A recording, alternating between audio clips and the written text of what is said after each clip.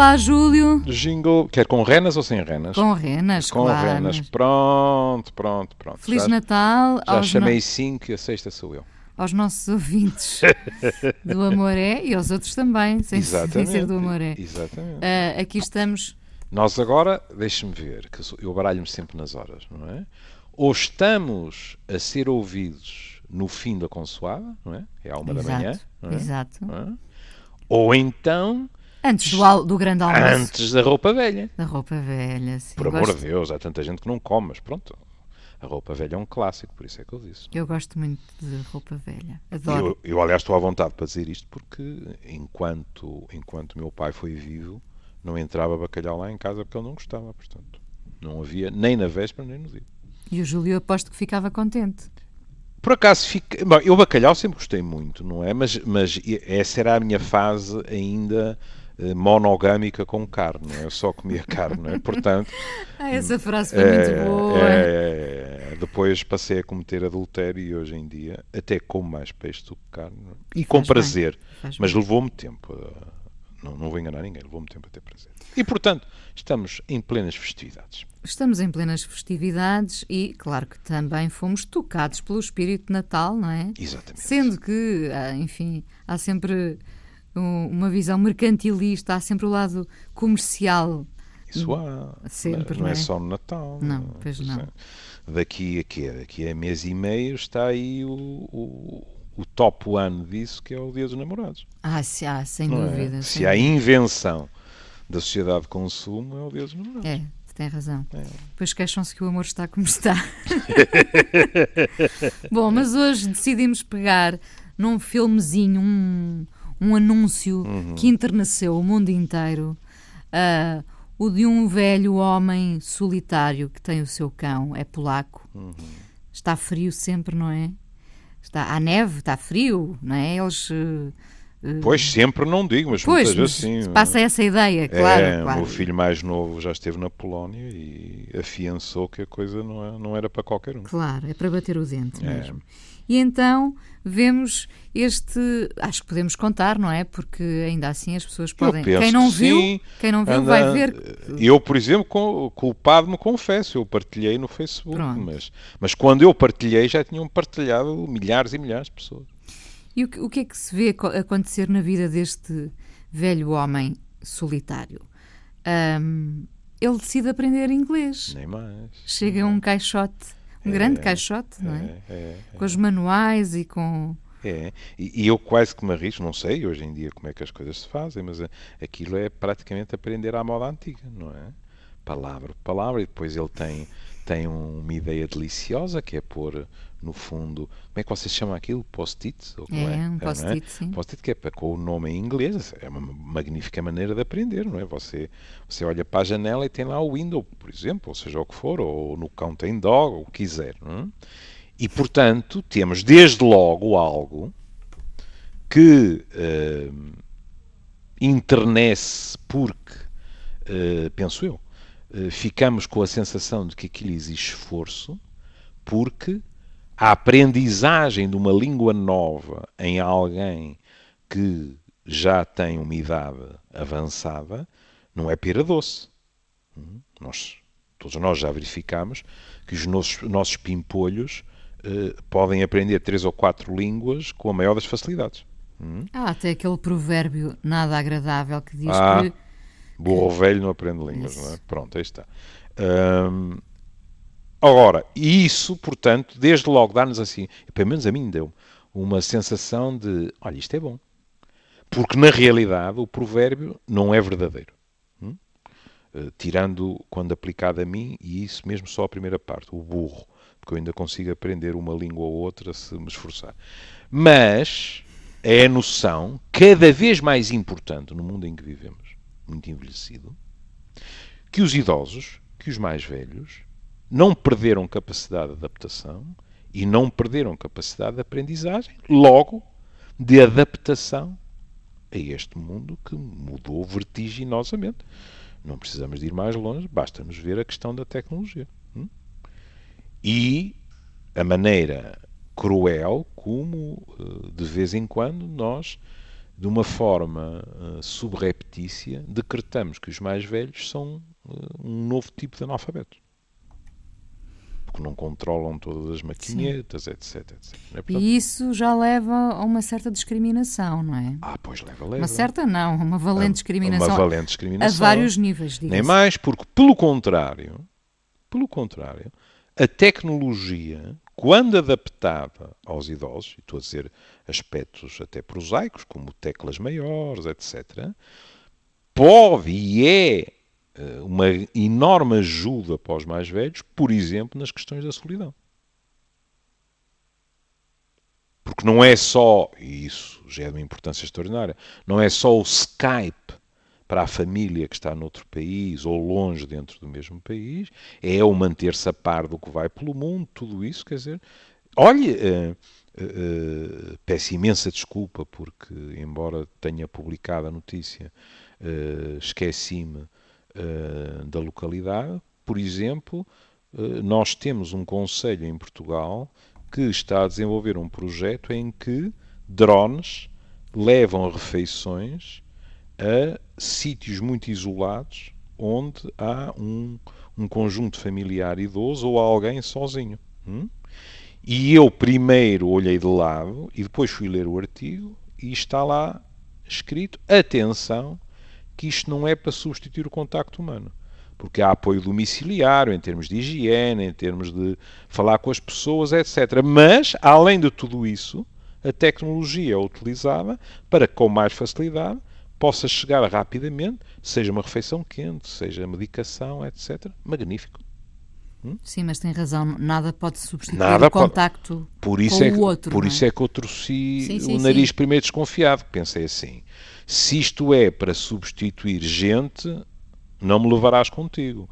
Se é além de gente, não, evidentemente, de imediato partilhei, porque eu gosto destas... Eu gosto muito destas questões a pequena escala, percebe? Sim. Mais a mais, porque demonstram, da minha ótica, de uma forma ainda mais aguda, o que pode ser a solidariedade entre as pessoas. Porque nos pequenos aglomerados, digamos assim, isso, até por questões de tradição, culturais, é aceito com muito maior naturalidade. As grandes urbes são muito complicadas, por vezes, a nível de solidariedade. Mas estava-nos a contar a história. E porquê é que o nosso amigo... Porquê? Porque não é logo óbvio, não é? Pois não. É essa a graça, aliás, do aliás, o anúncio está muito bem feito. Pois está. Porquê é que ele está a aprender inglês? Porque vai conhecer o neto. O neto.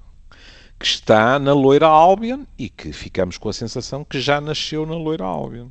E que será o primeiro contacto, pelo menos, em termos de linguagem, não é? Exatamente. Pronto. E agora uma pessoa mal intencionada, azeda, tinhosa, como eu, pode ser assim. E estão-me a querer convencer que o filho dele, ou a filha dele, não cheguei a perceber, lá em casa não falam polaco. Então o miúdo só fala inglês, etc. Mas isso com toda a franqueza. É mesmo vontadinha de estragar algo que é fofo. Tem razão. Porque o miúdo, no mínimo, é bilingue. Claro. Não é? Pronto. Claro. Se calhar lá em casa fala-se polaco. Não sabemos. Os pais podem, por exemplo, falar polaco entre eles, mas podem falar inglês com o miúdo, para que o miúdo esteja ainda mais em aprendizagem contínua, mas seguramente o miúdo vai medrar falando inglês. E, portanto, este avô vai visitar e quer comunicar com o seu neto também na língua do país onde ele está. Agora imaginemos como um homem destes não ficará orgulhoso por poder dizer aos outros, a si mesmo, claro, mas aos outros também, eu vou aprender inglês para falar com o meu neto. No fundo, e também por isso é que decidimos trazer este tema hoje, este filme, que quem não viu pode ver, porque é um filme enternecedor. No fundo, nós precisamos sempre de algo que nos motive, não é? Precisamos todos de um motor, seja Natal ou não. O que fez este homem querer saber mais foi o outro, neste caso era o neto, não é? Exatamente. E olha que o Natal, eu estava a ouvi-la, o Natal é é uma boa época para nós pensarmos em motores de arranque para determinadas situações. Aqui é uma aprendizagem pura e dura de uma língua estrangeira. Mas no Natal, o que normalmente não podemos dizer é que começámos a aprender este ano, porque as coisas já vêm de outros natais. Mas os mais velhos, em geral, tiveram de aprender a não estragar o Natal dos mais novos. Porque é perfeitamente compreensível que para nós, os mais velhos, o Natal desperte aquilo que os anglo-saxónicos gostam de descrever como mixed feelings. Ou seja, no palavreado da minha máfia há ambivalência dentro de nós. Porque aos novos, para quem tem, como é evidente, aos filhos, aos netos, mas depois aos outros da nossa geração e da geração anterior e da anterior a essa que já não estão. E, portanto, para muitos de nós, há lugares vazios à mesa. Há nostalgias. Há saudades puras e duras.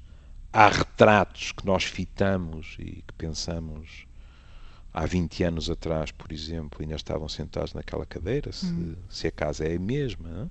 Mas, por outro lado, há o chilreio da criançada e nenhum de nós quer que a criançada se aperceba que uma parte dentro dos nossos neurónios não está propriamente feliz a 100%. Não é?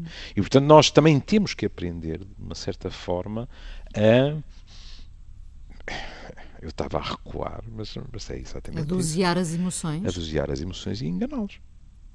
Não é? Ou seja, alguns de nós exibem uma satisfação natalícia, até uma alegria natalícia, que verdadeiramente não traduz o que vai no seu coração. Mas a causa é magnífica. É os mais novos que estão a viver sem terem ainda experienciado nenhuma perda.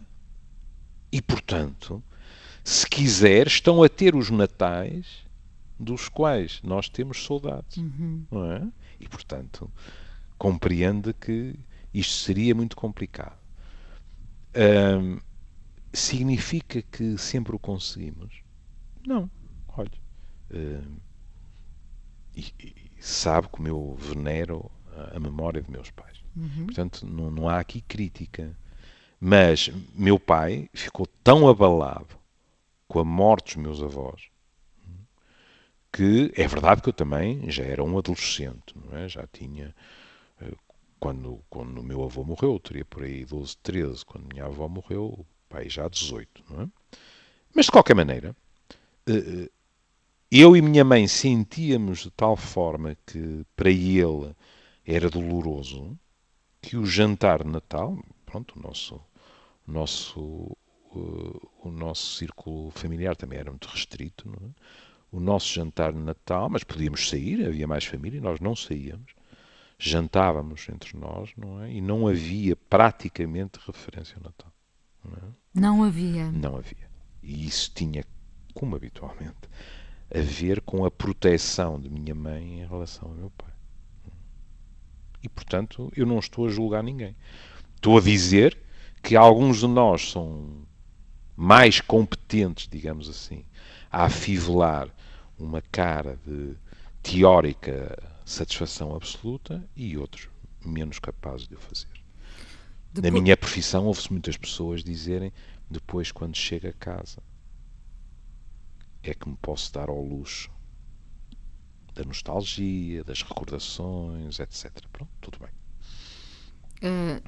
Dá a ideia que dura pouco esse momento mágico de reunião, não é? Porque depois muitos voltam para casa e estão novamente sozinhos. É verdade, mas Inês, nós já não vivemos nos tempos, quer dizer, alguns ainda vivem, mas a esmagadora maioria de nós já não vive nos tempos da família alargada, em que várias gerações viviam na mesma casa e, portanto, no Natal ou noutra noite qualquer, no fim da noite, cada um ia para os seus quartos. Mas toda a gente vivia lá. Hoje, isto é muito menos habitual. Além disso, com as alterações nas estruturas familiares, cada vez acontece mais que ainda por cima haja um planeamento necessário do Natal. Em que uns estão no jantar dia 24, outros estão no almoço dia 25. Porquê? Porque há várias famílias envolvidas. Bem, mesmo só com duas, o mais das vezes isto exige planeamento, a não ser que se reúnam. Não é? Mas com muita frequência, hoje em dia, não há só duas. Porque houve divórcios, houve separações, etc. E, portanto, eu diria, é preciso dividir não o mal, mas o bem pelas aldeias. Não é? A ganapada está na noite com um, está no dia seguinte ao almoço com outro, etc. Olha, devo-lhe dizer que eu vi com enorme satisfação nascer uma tradição que já tem uns anos na minha família, que sabe qual é? No dia de Natal, a geração de meus filhos janta à noite. Janta à noite é uma frase estúpida. Jantam entre eles, sem a minha geração, sim, não é? sim. E eles fazem um jantar dos primos. Pronto. O que eu vi com enorme satisfação. Portanto, tem a consoada, tem o almoço de Natal e depois aquela geração reúne-se e janta com a filharada. Pronto, não é? E não lhe nego que houve alguns da minha geração que olharam assim de lado naquela de, mas como é isto? Então nós estamos excluídos e eu disse cá para mim, eu acho magnífico. Acho magnífico, porque quer queiramos, quer não, há determinados temas, há determinadas histórias, etc., que connosco... Que são deles. Eu ia entrar nessa janela pelo outro lado, exatamente. Há determinadas que são nossas e que nós, que sem querer, lhes impomos, e assim eles têm a liberdade de ter a sua própria mitologia naquele jantar, que não inclui a nossa. Acho muito bem. Uma das coisas que gosto neste filmezinho é o facto de não haver qualquer correria. Tem o tempo certo até à chegada do Natal, ou seja, é verdade que ele andou a aprender inglês, não é? Aquilo foi uma azáfama de certa forma, mas prazerosa, uma azáfama com prazer. Exatamente. E depois mesmo a chegada dele, quando ele diz, olá, eu sou o teu avô, já não me lembro, não é? Mas uma coisa desse género, tudo aquilo tem um tempo relaxado, como devia ser o Natal, não é? Devia, diz-me. Pois, claro. Precisamente porquê? Porque cá fora somos nós, não é? Pois. Cá fora a vida é esta correria e todos os anos prometemos que vai ser diferente. Tem razão.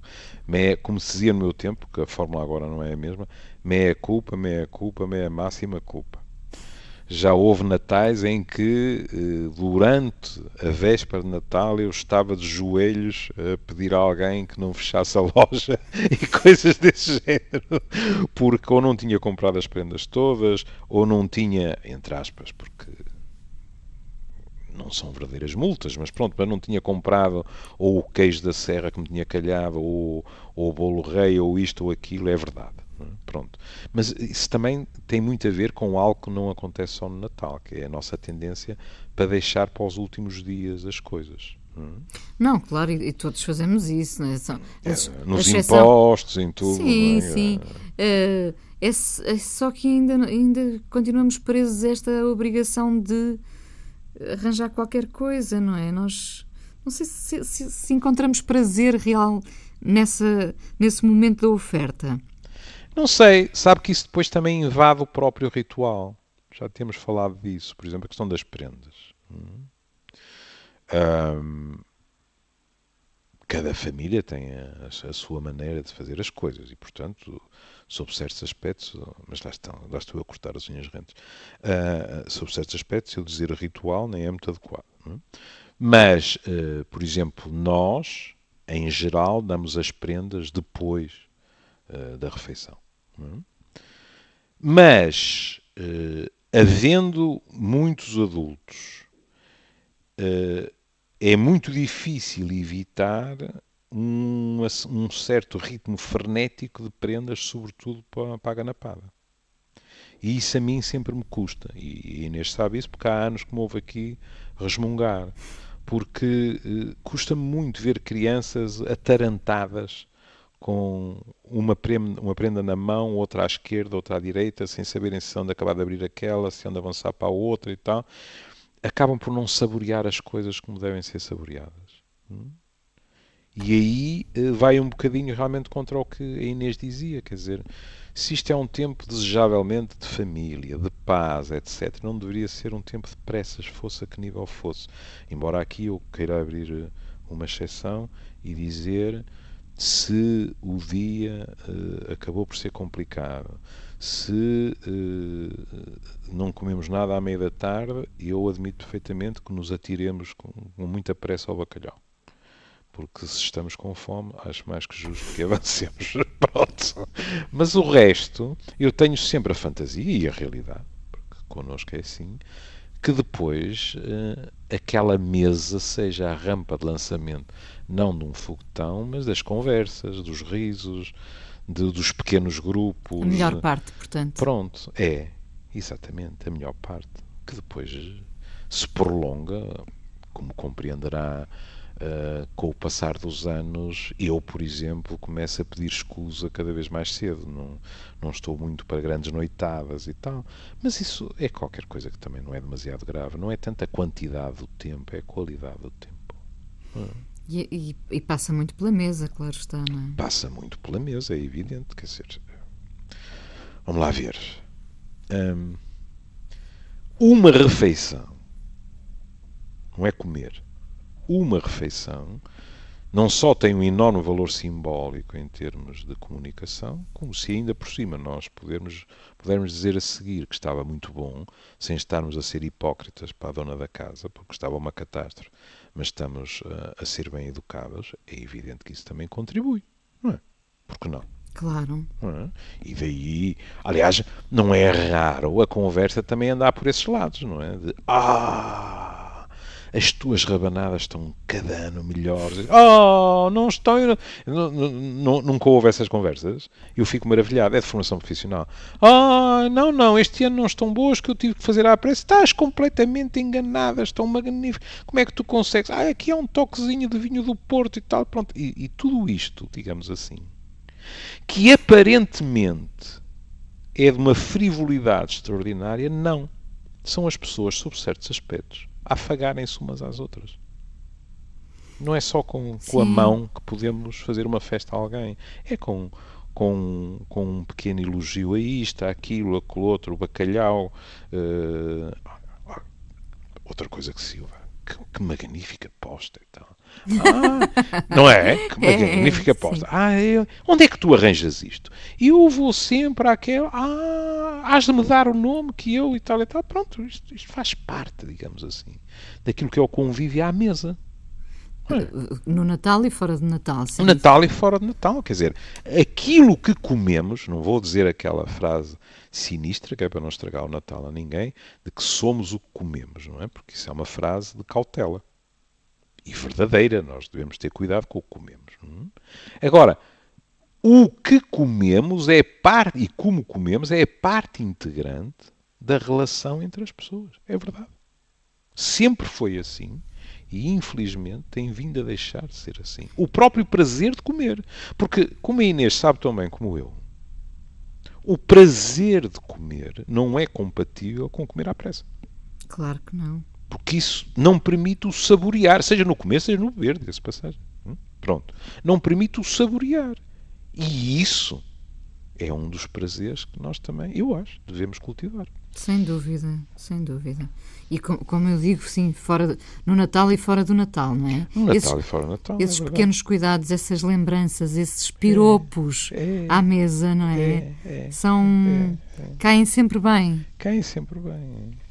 De volta ao nosso homem, que não é o Pai Natal, mas não sei se acaba por simbolizar o espírito Se calhar, por exemplo, para aquele neto, não é? Aquele avô que traz prendas, é uma espécie de Pai Natal sem as renas e não vestido de vermelho. Não é? É quase sempre por causa dos outros que queremos ser melhores.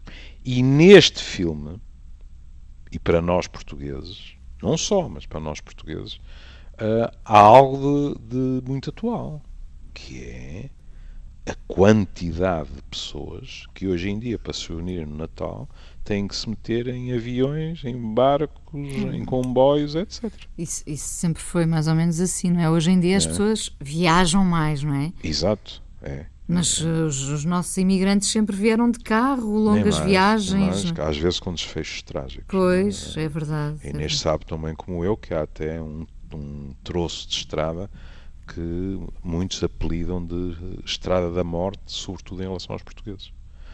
Porque nós vimos, eu próprio já vim, diga-se de passagem, nós vimos da Suíça, vimos de França, vimos da Alemanha, e o cansaço é enorme. As férias não são tão dilatadas como isso e, portanto, as pessoas querem chegar o mais depressa possível e ultrapassam determinados limites. E depois, por incrível que pareça, não é nada raro que o maior perigo surja nas retas. Porque a pessoa descontrai, está cansada, fecha os olhos por uma fração de segundo e isso chega. Não é? Naquela zona, por exemplo, de León, Valladolid, etc., de vez em quando você ouve a polícia espanhola falar da estrada dos portugueses, porque os acidentes eram e são, pronto, espero que as coisas tenham diminuído, são frequentíssimos, não é? E ainda que seja importante manter tradições, também é muito importante que chegue à altura em que dizemos: este ano não vou entrar nesse carrossel. O que é que acha disso? Acho que às vezes é a decisão mais acisada. Pronto, na minha família há gente que está fora e nem todos os anos pode estar toda a gente. E pronto, lá está. E há gente a quem se telefona, há gente a quem se fala por Skype e tal, mas alguém, ou pelo trabalho, ou isto ou aquilo, fica numa situação em que pode ter que mudar de continente para fazer uma refeição e meter-se num avião outra vez. Nada contra quem o faz, mas se, por exemplo, alguém está exausto, se isto envolve crianças, etc., devemos pensar bem, porque pode não ser, digamos, olha, aqui é que entra bem a história de Natal, é quando um homem quer ou uma mulher, pode não ser uma decisão sequer cautelosa ou adequada, quando um mês depois ou 2 meses depois se pode estar com a família uma semana. Claro, exatamente. Pronto, exatamente. Portanto, essas coisas devem ser levadas em consideração. Depois, no fundo, poder escolher sem termos que ser engolidos por essa coisa da tradição. E sem ser considerado uma traição a não presença. Sobretudo se nos lembrarmos que se calhar nessa mesma família, 2 ruas adiante, vive alguém que, por razões de lana caprina, está zangado com outro alguém e, portanto, não se passa o Natal juntos. Sim. Bom, e também aí, deixe-me dizer-lhe outra coisa, que é, também não vejo grande vantagem naquelas situações em que há uma guerra permanente durante um ano inteiro e depois toda a gente finge que há um armistício durante um jantar de Natal, ou um jantar e um almoço, e no dia de Natal à tarde já está tudo a contar as espingardas outra vez. Isso é uma pseudo-trégua natalícia. Mais valia que não jantássemos e não almoçássemos e conseguíssemos durante o ano relacionar-nos como membros da mesma família ou da mesma tribo, que não é a mesma coisa, mas para mim não é menos importante, como sabe. Portanto, também é tempo de hipocrisia, muitas vezes. É. E quer queiramos, quer não, depois o Natal, seja para quem é crente ou seja para quem não é, o Natal insere-se em contextos mais vastos. E depois há descrições daqueles que conseguem fazê-lo de maneiras magníficas que a mim angustiam-me porque passam-se décadas, ou mais que isso, e as descrições continuam perigosamente atuais. Olha, eu trouxe-lhe uma coisa de Jorge de Sena, que se chama Natal de 1971. 71. Portanto, são 45 anos de diferença. Foi quando nasci. Ai, foi? Em 71. Foi? Não no Natal, mas Tá bem, foi um mês antes do Natal. Então está a ver, até é uma prenda para si. Muito bem, vamos a isso. E isto é assim. Natal de quê? De quem? Daqueles que o não têm? Dos que não são cristãos? Ou de quem traz às costas as cinzas de milhões? Natal de paz agora, nesta terra de sangue? Natal de liberdade num mundo de oprimidos? Natal de uma justiça roubada sempre a todos? Natal de ser-se igual em ser-se concebido, em de um ventre nascer-se, em por de amor sofrer-se, em de morte morrer-se e ser-se esquecido? Natal de caridade, quando a fome ainda mata? Natal de qual esperança num mundo todo bombas? Natal de honesta fé, com gente que é traição, vil ódio, mesquinhez e até Natal de amor? Natal de quê? De quem? Daqueles que o não têm? Ou dos que, olhando ao longe, sonham de humana vida um mundo que não há? Ou dos que se torturam, e torturados são, na crença de que os homens devem estender-se a mão? Jorge Sena. Muito bom. E infelizmente em muitas partes muito atual. Sempre atual, Não é? porque denunciar o cinismo e a hipocrisia vai ser sempre atual, não é? E a violência, etc., não é? E uma pessoa pensa assim, isto, Natal de 71, por exemplo, para Portugal, era um contexto completamente diverso, não é? Em termos políticos. Isto é pré-25 de Abril. E, no entanto, com uma vírgula aqui, com uma rasura acolá, um delete acolhi, como se diria em casa dos meus avós, Jorge Sena, se calhar, não renegaria um texto se o escrevesse agora. Este texto, mais Sim, propriamente. sim, não é? sem dúvida. Pronto. E porque lhe falei há bocado da questão da saudade, e porque não quero ser acusado hoje de machismo por trazer apenas um poema de homem, trago-lhe uma coisa comovente de Sofia de Mello Brunner Anderson, que se chama Carta de Natal a Murilo Mendes. Murilo Mendes, que era brasileiro, tinha morrido. E Sofia escreveu assim: Carta de Natal a Murilo Mendes. Querido Murilo, será mesmo possível que você este ano não chegue no verão? Que seu telefonema não soe na manhã de julho, que não venha partilhar o vinho e o pão? Como eu só o via nessa quadra do ano, não vejo a sua ausência dia a dia, mas em tempo mais fundo que o cotidiano. Descubra a sua ausência devagar, sem mesmo a ter ainda compreendido. Seria bom, Murilo, conversar neste dia confuso e dividido. Hoje escrevo, porém, para a saudade, nome que diz permanência do perdido, para ligar o do eterno ao tempo ido, e em Murilo pensar com claridade. E o poema vai em vez deste postal, em que eu nesta quadra respondia, escrito mesmo na margem do jornal, na baixa, entre as compras de Natal, para ligar o eterno a este dia. Uau! Hã? Como é que era? O poema vai em vez do postal? Exatamente, porque ele já tinha morrido. E há aqui frases espantosas, mas veja isto. Mas em tempo mais fundo que o cotidiano. É o tempo dentro de nós, que não é o tempo dos relógios. Não é? Nós andamos a passar muito por cima desse tempo. Tem toda a razão. A mandá-lo para os calabouços, Sim. tem razão. E depois veja isto. Descubra a sua ausência devagar, sem mesmo a ter ainda compreendido. Isto é magnífico. Não se deve dizer isto porque, dito assim, parece que se escreve magnífico com um guê ou guê de gato e tal. Não é? Mas é mesmo. Porque é muito frequente, já lhe aconteceu, infelizmente, de certeza, quando alguém que nós amamos desaparece porque morreu, ou porque partiu, não tem que ser obrigatoriamente a morte, não é?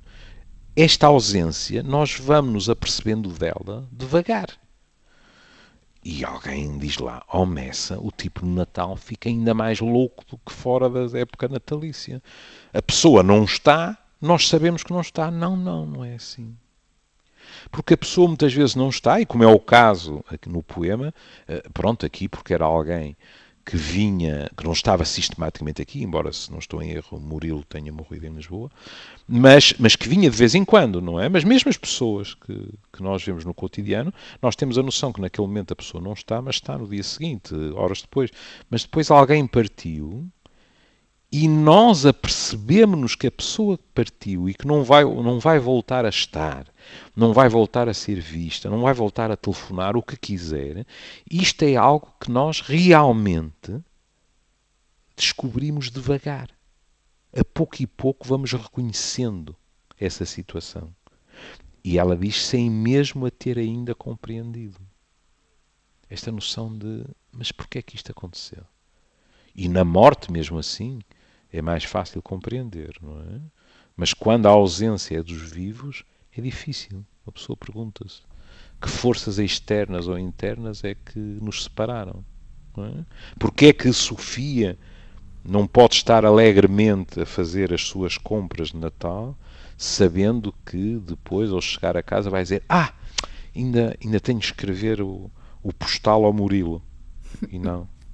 E ela percebe, vou dizer uma coisa horrível, para a nossa sorte, não é? Que a única coisa que lhe posso escrever é um poema. Porque se escrever um postal... Não será entregue. Não será entregue, não é? E depois, veja isto. Hoje escrevo, porém, para a saudade, essa palavra, que de vez em quando é um bocado hipertrofiada com uma arrogância portuguesa de só nós é que a temos, etc, etc. Mas o verso que me interessa é o que vem a seguir. Nome, saudade, nome que diz permanência do perdido. Ou seja, aquilo que perdemos permanece. Como? Pela saudade que temos. Continua connosco. Sim. Aquilo ou aquele ou aquela. O que liga, penso eu, minha santa ignorância, o que liga muito bem com o último verso, porque o último verso diz para ligar o eterno a este dia. Para ligar o eterno a este dia. Exatamente. Sim. A saudade dela, de Murilo, será eterna, no sentido que nunca se apagará. E está, ao mesmo tempo, ligada àquele dia porque ela está a sentir falta do ritual de Natal que mantinha com ele. É uma coisa lindíssima. Sendo que, aos que estão vivos, nós também já não mandamos grandes postais, não é? Olha, não lhe vou esconder, e se calhar a Inês vai ficar mal impressionada com o que lhe vou dizer, mas é assim, por exemplo, eu não fico nada ofendido que pessoas que eu até conheço bem não me desejem as boas festas. E desde logo não fico nada ofendido, porque eu próprio não sou muito de espalhar boas festas por todos os que conheço. Pronto. No entanto, há um costume que hoje em dia cada vez está mais difundido, que cada um pensa o que quiser, mas, por exemplo, eu não respondo. Eu não respondo a circulares. Claro. Claro, não. A Inês até podia dizer: olha, eu respondo e acho que o juro é incorreto ao fazê-lo. Não. Tenho pena. Quando eu leio uma mensagem em telemóvel, em mail ou qualquer coisa que eu percebo que foi mandada a toda a lista de contactos, e é igual para todos, eu não me sinto na obrigação de responder. Porque aquilo não é para mim. É para a lista de contactos. É para o próprio, no fundo, não é? É uma espécie de descanso para o próprio por ter cumprido esse papel. Não é? Isso é. Gostaria de salientar uma exceção para mim. Eu compreendo isso perfeitamente por parte de organizações.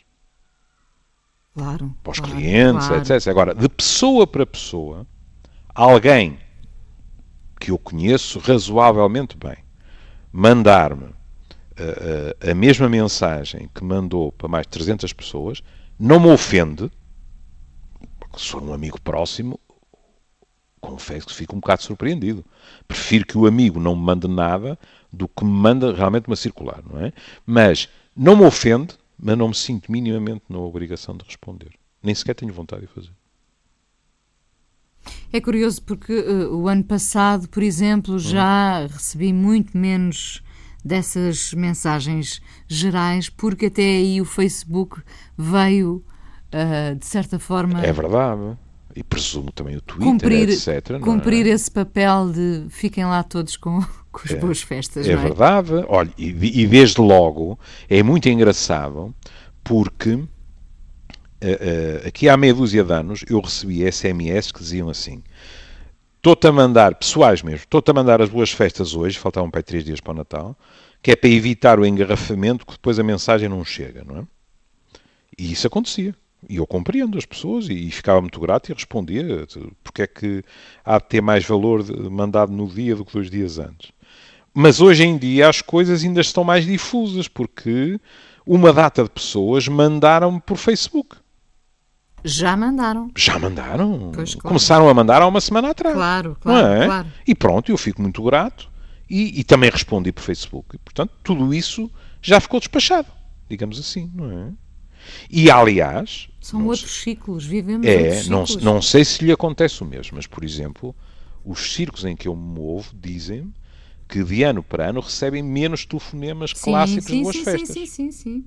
Como, aliás, muitas pessoas também lhe dizem que estão a dar prendas a menos gente. Aí, muitas vezes por constrangimentos exteriores, mas não só. Porque as pessoas passam, digamos assim, a ter uma noção mais atomizada do seu mundo. Aliás, há outras manifestações. Leu as notícias, não leu? Salvo erro, saiu um artigo que dizia que em determinadas classes sociais qualquer coisa como 70% das famílias já vão passar a noite de Natal a hotéis. Sim, passou a ser... Já foi uma coisa que se usou há uns anos, mas era de pouca gente, não é? Hoje em dia começa mesmo a ser... Exatamente. Ritual. Exatamente. E as pessoas, por exemplo, eu não lhes escondo que aqui também não é nada raro eu destrinçar um efeito de género. Com as mulheres a dizerem, doutor, isto é tudo muito bonito, mas depois daquilo ficar num caos... Quem tem que arrumar ainda por cima, porque no dia seguinte há almoço, sou eu. Ou nós. E normalmente são mais mulheres do que homens. Não é? Mas isso não esgota as descrições, porque isto é qualquer coisa de comodidade. E se alguém pode ter... Isto, aliás, não acontece só no Natal. Cada vez há mais pessoas a festejarem aniversários em restaurantes. Em vez de juntar a malta toda lá em casa também, com a confusão que isso provoca. Não é? E não ouviram de mim qualquer crítica, não é? Quer dizer, se as pessoas estão bem juntas, outras até conseguem... no outro dia, estou-me a lembrar de um amigo meu que pura e simplesmente tinha uma sala só para os amigos num determinado restaurante. Quer dizer, acho uma magnífica ideia, não houve trabalho para ninguém, etc, etc. Não é? Mas já ouço outro tipo de descrições e que também já vi, como se diz agora, plasmada em artigos, que é as pessoas a dizerem no hotel passamos mais tempo juntos. Porquê? Porque as pessoas fazem o check-in na véspera de Natal, depois do almoço, estão calmamente no hotel, jantam, têm a consoada, no dia seguinte têm o pequeno almoço, ninguém tem que arrumar a cozinha, nada, ainda almoçam e só depois do almoço é que vêm embora. É verdade. Toda esta gente esteve ali junta praticamente 24 horas. É verdade. E chegam às suas casas impecavelmente arrumadas, etc. É verdade. Não tenho nada contra, percebe? Pronto. Ganham todos, no fundo. Não tenho nada contra. Aí ganho. Também ganho o hotel, não é? Não, o hotel ganha. Isto não é para todas as bolsas, não é? Vamos ver se nos entendemos. Não é? Pronto. Mas sobretudo para as mulheres que continuam a ser as mais sacrificadas. Pois são. Eu imagino que seja um sossego, não é? Aliás, há uma coisa que eu acho piada, e contra mim falo, que é, com muita frequência, não é só no Natal, mas com muita frequência nas festividades, nós homens não temos um nível de participação homogénea. Desde logo que nem todos somos tão cooperantes uns como os outros, não é? Alguns de nós são mais do que outros, não é? Mas eu estava-me a referir a uma coisa que eu acho mais graça, que é em termos temporais. Que é, em geral, antes da refeição, há muito mais machos disponíveis para ajudar. Pôr a mesa, depois trazer comida para a mesa, mais isto, mais aquilo, e depois, tudo bem comido, bem bebido, vou meter o pescoço mesmo no cepo. É um bocado como se alguns de nós voltassem à sua natureza intrínseca. Sim, sem dúvida. Amochassem, se esparramassem no sofá, ficassem à conversa e de repente começamos a notar que para arrumar a percentagem descambou muito mais para o sexo feminino do que para o sexo masculino. Eu gosto sempre também de ouvir depois aqueles comentários. Já arrumaste tudo? Olha, podias ter dito. Podias ter dito, exatamente. Isso é tão típico. É tão muito. Típico. Mas também é bom não esquecermos outra coisa que é típica, que é os fenómenos culturais são de tal forma que se a Inês quiser jogar um póquer pouco arriscável, a Inês diz: queres que te ajude? E em grande parte dos casos não é preciso. Eu arrumo isto num instantinho. Porque a pessoa está... São diálogos que é como se tivessem sido treinados. Se a Inês não insiste, ou se por exemplo não abre bico e entra pela cozinha dentro e lança mãos à obra também, a pessoa foi educada, e sobretudo as mulheres, para dizer: este não é preciso. Quando é. Estão ali 20 pessoas, por exemplo, não sim. é? Portanto, que é só limpar a mesa, sabe Deus, não é? Mas com facilidade a Inês vai ouvir: não é preciso. Pronto. Júlio, vamos ao nosso clássico de Natal. Já o devemos ter ouvido aqui algumas vezes durante estes anos. O Driving Home for Christmas, do Chris Rea. E Feliz Natal para todos, claro. Eu diria que podemos até dizer continuação de Feliz Natal, não é? Porque mesmo os que nos ouvem à noite já estão no pós-ceia de Natal, não é? Exato. Pronto, então, feliz continuação. Um beijinho, Júlio. Beijinho. E obviamente um bom Natal. Bom Natal também.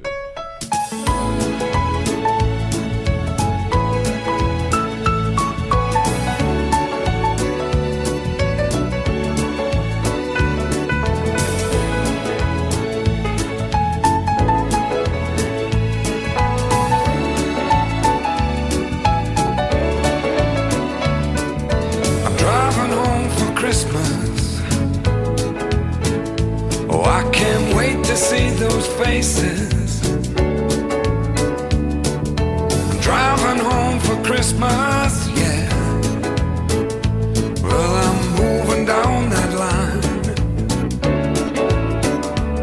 and it's been so long, but I will be there. I sing this song to pass the time away, driving in my car, driving home for Christmas.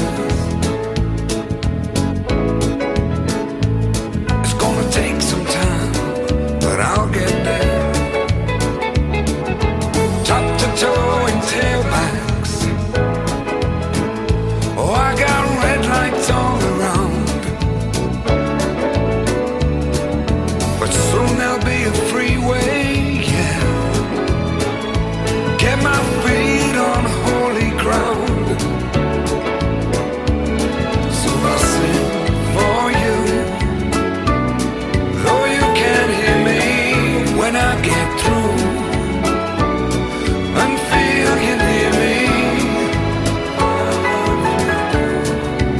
Driving home for Christmas. Driving home for Christmas with 1,000 memories. I take a look at the driver next to me. He's just the same. Just the same.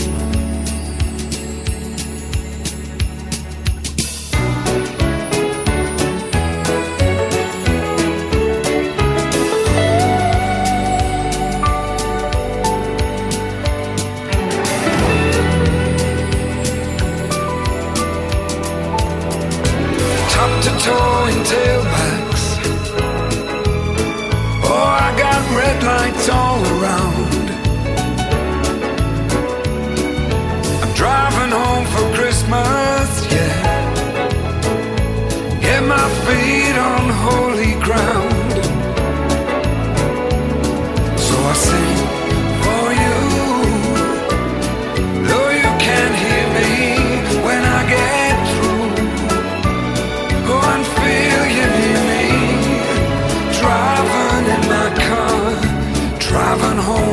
Christmas.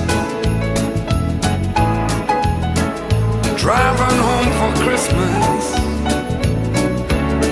with 1,000 memories. I take a look at the driver next to me. He's just the same.